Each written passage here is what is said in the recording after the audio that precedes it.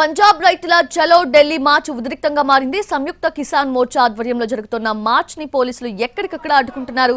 పంటలకి మద్దతు ధర, చట్టబద్ధత, రైతు సమస్యల పెండింగ్ డిమాండ్స్ ని పరిష్కరించాలంటూ రైతులు కదం తొక్కబోతున్నారు. సరిహద్దులు మూసివేశారు ఢిల్లీ పోలీసులు. అంబాలా వద్ద ర్యాలీలపై నిషేధం విధించారు. అలాగే 144 సెక్షన్ సైతం విధించారు. అయినా రైతులు వెనక్కి తగ్గకుండా తమ ర్యాలీని కొనసాగిస్తున్నారు.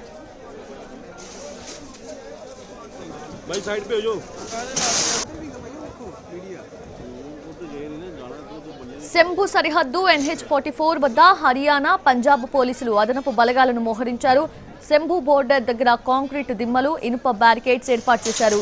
రైతు కూలీలకు పెన్షన్లు, విద్యుత్ ఛార్జీల పెంపు నిలుపుదల, భూసేకరణ చట్టంలో మార్పులు, 2021 లఖింపూర్ ఖేరీ ఘటనలో మృతి చెందిన రైతులకు పరిహారం ఇవ్వాలని రైతులు డిమాండ్ చేస్తున్నారు.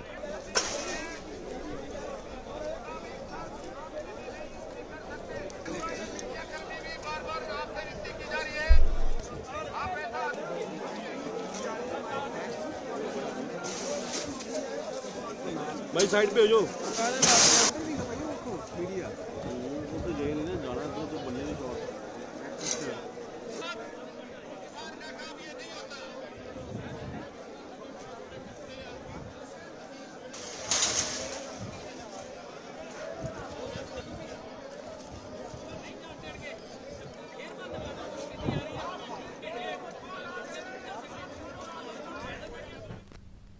రైతది పంజాబ్ రైతుల చలో ఢిల్లీ మార్చ్ ఉద్రిక్తంగా మారింది. సంయుక్త కిసాన్ మోర్చా ఆధ్వర్యంలో మార్చ్ చేస్తూ ఉన్నారు రైతులు. అయితే ఆ మార్చ్ ని పోలీసులు ఎక్కడికక్కడ కూడా అడ్డుకుంటున్నారు. దీంతో అక్కడ పరిస్థితి కాస్త ఉద్రిక్తంగా మారింది. పూర్తి అప్డేట్స్ తెలుసుకుందాము. మా ప్రతినిధి రాజు లైవ్ లో సిద్ధంగా ఉన్నారు. రాజు, ఏంటి అక్కడ ఎలా ఉంది ప్రెసెంట్ సిచ్యువేషన్? పోలీస్ అధికారులకి కూడా గాయాలైనట్లుగా సమాచారం అందుతోంది. అసలు ఏంటి సిచ్యువేషన్ అక్కడ?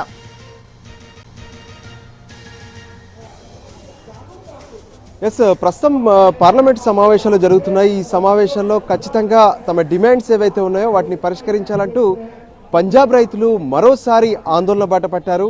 సో అందులో భాగంగానే వాళ్ళు ఇచ్చినటువంటి పిలుపు మేరకు సరిగ్గా ఈరోజు మధ్యాహ్నం 1 గంటకు శంభు బార్డర్ దాటి హర్యానా మీదుగా ఢిల్లీకి వెళ్తామని చెప్పారు. అయితే గతంలో ఎప్పుడు కూడా ట్రాక్టర్లతో, ఆ తర్వాత బైక్లతో రోడ్డుపైకి వచ్చినటువంటి పంజాబ్ రైతులు ఈసారి మాత్రం కాలినడకనే ఢిల్లీకి బయలుదేరతామని స్పష్టం చేశారు. అయితే అక్కడ ఉన్నటువంటి పోలీసులు కావచ్చు, అంబాలా వద్ద ఉన్నటువంటి పోలీసులు, శంభు బార్డర్ వద్ద మోహరించినటువంటి పోలీసులు, వీళ్ళందరూ కూడా రైతులకు ఒకే విషయాన్ని స్పష్టం చేశారు.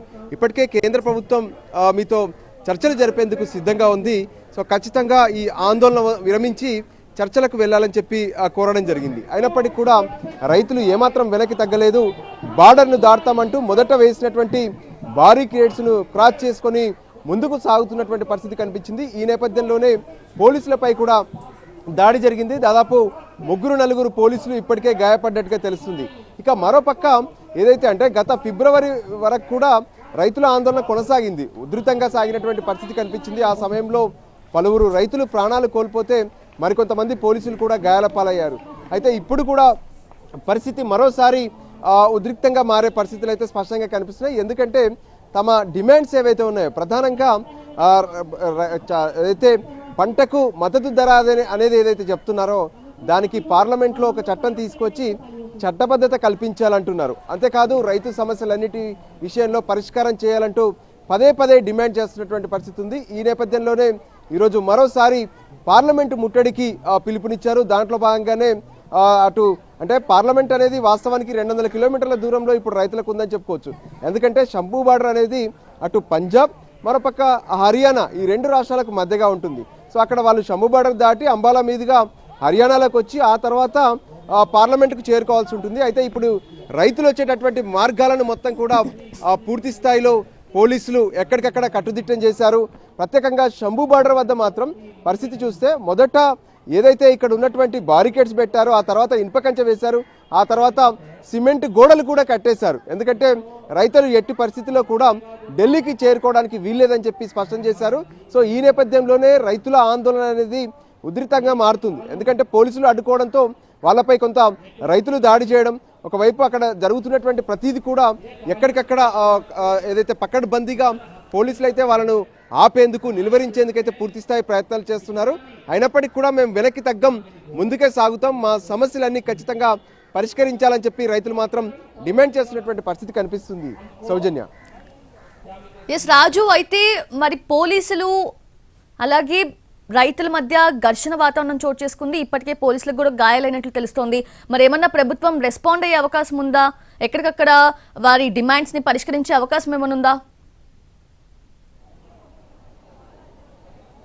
ఎస్, ఖచ్చితంగా సౌజన్య. ఏదైతే గత ప్రభుత్వంలో అంటే మోడీ 2.0లో మాత్రం దీనికి సంబంధించి ప్రత్యేకంగా చర్చలు కూడా జరిగాయి. ఎందుకంటే గత ఫిబ్రవరిలో జరిగినటువంటి ఆందోళన సమయంలోనే ప్రత్యేకంగా చర్చలు జరిగాయి. ఆ తర్వాత రైతులు కొంతమంది గాయపడడం, దాంతో ప్రస్తుతానికి ఈ ఆందోళనకరమైనటువంటి ఉద్యమాన్ని విరమిస్తున్నామని చెప్పి రైతులు అప్పుడు అనౌన్స్ చేశారు. అయినప్పటికీ కూడా ఎప్పటికప్పుడు అక్కడ రెగ్యులర్గా వాళ్ళ అనౌన్స్మెంట్స్ కానీ వాళ్ళ డిమాండ్స్ కానీ వినిపిస్తూనే ఉన్నారు. అయితే ఈరోజు ఎప్పుడైతే రైతులు మళ్ళీ చలో పార్లమెంట్ అంటూ మార్చుకు పిలుపునిచ్చారో ఆ నేపథ్యంలో కేంద్ర ప్రభుత్వం నుంచి కూడా స్పష్టంగా అంటే ఏదైతే రైతుల డిమాండ్ల పైన చర్చలు జరిపేందుకు తాము సిద్ధంగా ఉన్నామనే విషయాన్ని అక్కడ ఉన్నటువంటి అధికారులు పోలీసుల ద్వారా ఇప్పటికే వాళ్ళ దృష్టికి తీసుకెళ్లినటువంటి పరిస్థితి కనిపిస్తుంది. రైతులకు ఈ విషయాన్ని కూడా కన్వే చేస్తున్నారు. కానీ రైతులు మాత్రం ఇంతకాలంగా మేము చేస్తున్నటువంటి ఆందోళన కావచ్చు, మా సమస్యలను మాత్రం మళ్ళీ చర్చలు అంటున్నారు. సో మేము ఆందోళన చేసినటువంటి అంశాలను ఇప్పటి వరకు కూడా ప్రభుత్వం పట్టించుకోలేదు, అందుకోసమే పార్లమెంటును ముట్టడిస్తామని చెప్పి వాళ్ళు డిమాండ్ చేస్తున్నటువంటి పరిస్థితి ఉంది. అయితే ఇప్పుడు రైతులు ముందుకు సాగకుండానైతే పోలీసులు ఆపగలుగుతున్నారు, నిలువరిస్తున్నారు. మరోవైపు రైతుకు సంబంధించినటువంటి నేతలు ఎవరైతే ఉన్నారో రైతు నేతలతో కూడా ప్రత్యేకంగా సంప్రదింపులు జరుపుతున్నారు. వాళ్ళు ఓకే అంటే మాత్రం ఖచ్చితంగా కేంద్ర ప్రభుత్వం వాళ్ళతో అక్కడే అంటే పంజాబ్లోనే వాళ్ళతో ప్రత్యేకంగా చర్చలు కూడా జరిపే అవకాశం అయితే స్పష్టంగా కనిపిస్తుంది. Soujanya. S Raju, thanks for the live updates.